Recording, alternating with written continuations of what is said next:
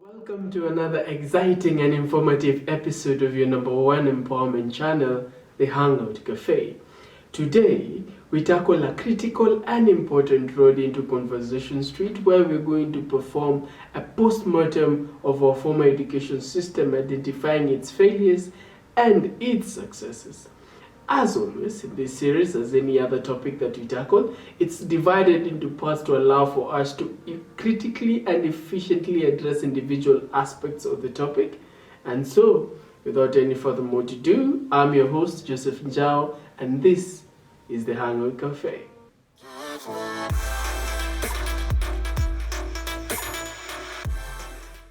A scholar by the name Idalia in 1990 submitted that education is the process of shaping individuals in terms of culture in which they live. Therefore, the society plays a vital role in the shaping process. From this observation, we can observe the following. 1. The process of education has its aim outside the learner. 2. The learner is treated like an object rather than a subject.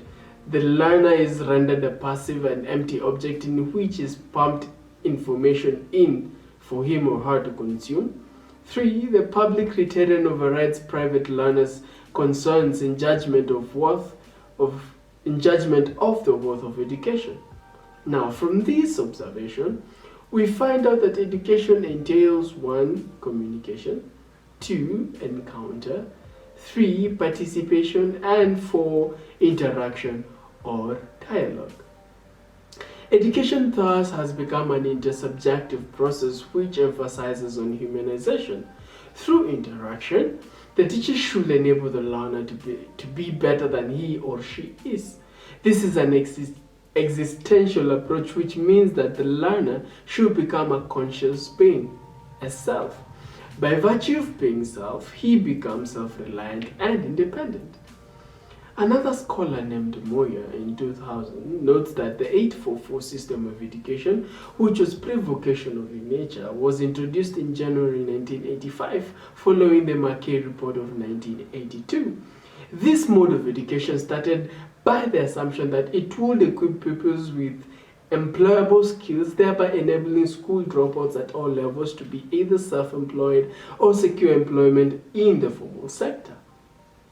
This finding is also arrived to by Amutabi in 2003, where it is submitted that a new policy would improve the students' employment potential and thus make them self-reliant. The Kenya Ministry of Education in 1984 submitted that the 844 policy was designed to encourage students to become more self-reliant and better oriented towards self-employment. The submission on the 844 policy contained a rather broad curriculum at both primary and secondary levels, with a strong emphasis on practical subjects sitting alongside a further traditional approach to academic subjects. In addition, business education was introduced into upper primary and as an evidence of encouraging self-employment, as well as its focus on providing basic knowledge and skills on issues such as record keeping. There was a cross-curricular emphasis on attitude orientation towards self-employment. The spirit and motivation towards the development of the 844 system curriculum was well intentioned. It was visionary and future-oriented in effort to accommodate all factors that contribute towards the success of the educational sector. But as King and McGrath in 2002 noted, the 844 system curriculum for primary school was claimed to be overcrowded and overstretched, and it therefore became apparent that there was an obstacle to effective learning. This was because the pupils worked under a great deal of pressure. Abagi in 1997, another scholar, submitted that in order to cover the extended curriculum in the same period, there needed to be an increased pressure to students and staff, which in turn reduced students' performances, causing lower test scores.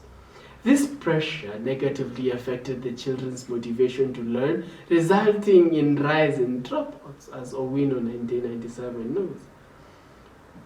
It is worth noting that, however, the challenges that the implementation of the 844 system faced led to the altering of content that was initially prescribed with the aim of realizing self-reliance. With reference to the concepts of education I had earlier mentioned, we noted that education entails transmission of something worthwhile. With that in mind, it is implied that the products of the 844 system of education should be able to demonstrate the knowledge acquired, that the knowledge acquired is not inert. It must characterize their way of looking at things. In an attempt to address the above in relationship to education, liberals such as Paul Freire, Frank Fanon, and Julius Nyerere have submitted that education is a source of developing the individual and fostering personal development and self-fulfillment.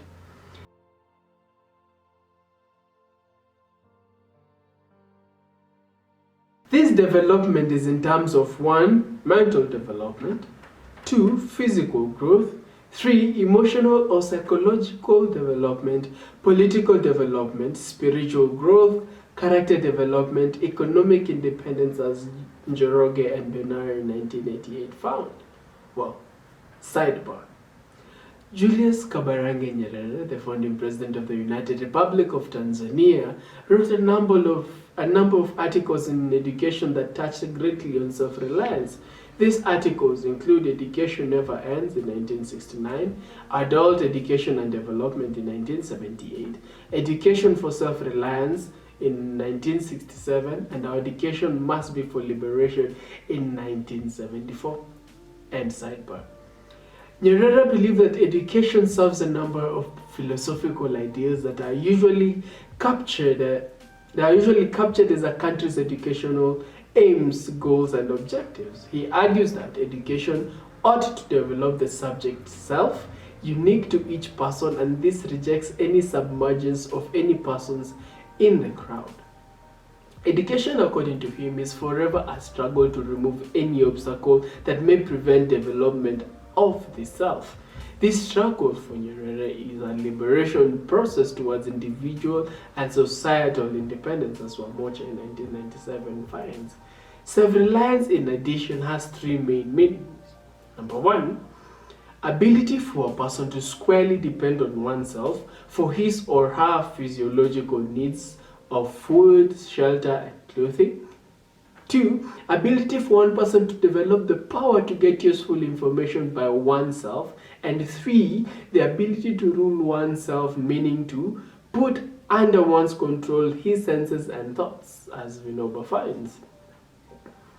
In this concept of self-reliance, we note that it is the ability to depend squarely on oneself in an independent society.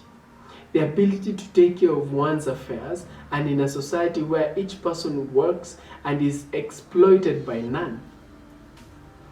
In all its dimensions, education must at all costs strive to create independent individuals in a foreseeable spheres of life. Remember that the paramount objective of the 844 education was to produce self-reliance. This was from the recommendation of the Mackay report that led to the conception of the 844 system. And now, a few years later, after its launch, it faced a number of problems that hampered its success.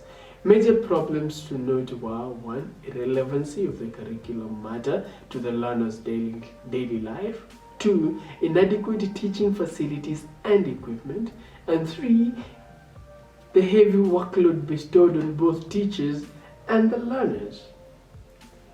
The above problems were highlighted in the Kamunga report that commented on the restructuring of this system. Despite the amendments that followed the Kamunga reports, these problems still persisted. Therefore, due to this, there was a further need to review the curriculum in a bid to realize its objectives. This was followed by the Koech Commission of 1999, which recommended the reduction of the number of subjects offered to both primary and secondary schools. The above was done through integration of some subjects. For instance, English and literature, Kiswahili and Fasihi, clothing and textile, home management, food and nutrition were treated as 3 subjects. English, Kiswahili, and home science respectively.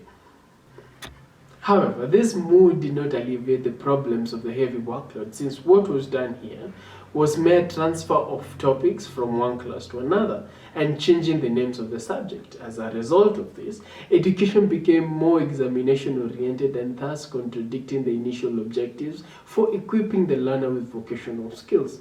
This is because the practical subjects were phased out. Now, question: what did the above cause? Good question. Now, we find that it created room for the use of morally unacceptable methods of teaching, where the learner is meant to memorize the material that will assist them to pass examinations. Here, a teacher would, for instance, identify possible questions to be set in the national examination, concentrate on them in effort to help the learner to perform well in the same. Learners who undergo this education end up being unable to make use of the knowledge and the skills that they have acquired. Best to note that education in Kenya should not entirely focus on examinations, and the definition of performance should exceed passing of examinations. An education that leads to self-reliance must aim at developing the capacity of an individual to depend on oneself. Teaching in learning institutions in Kenya should be related to one's interests and experience, and as a result, the inherent abilities that individuals possess will be developed, which may be vital in realizing self-reliance as an aim of education. In addition, a diverse curriculum is necessary in order to take care of differences and needs of the learners.